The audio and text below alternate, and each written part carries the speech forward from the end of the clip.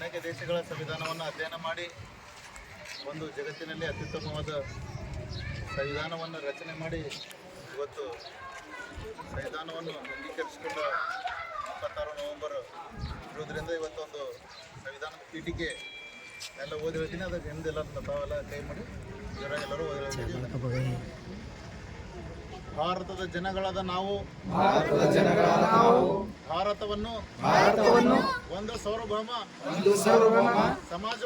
ಸಮಾಜವಾದಿ ಸರ್ವಧರ್ಮ ಸಮಭಾವದ ಪ್ರಜಾಸತ್ತಾತ್ಮಕ ಗಣರಾಜ್ಯವಾಗಿ ರಚಿಸಲು ಮತ್ತು ಅದರ ಸಮಸ್ತ ನಾಗರಿಕರಿಗೆ ಸಾಮಾಜಿಕ ಆರ್ಥಿಕ ರಾಜಕೀಯ ನ್ಯಾಯ ವಿಚಾರ ಅಭಿವ್ಯಕ್ತಿ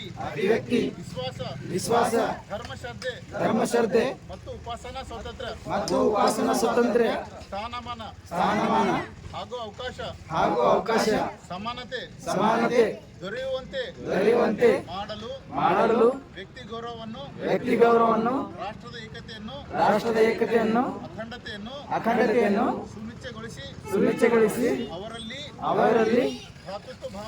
ಭಾತೃತ್ವ ಭಾವನೆಯನ್ನು ವೃದ್ಧಿಗೊಳಿಸಲು ಶ್ರದ್ಧಾಪೂರ್ವಕ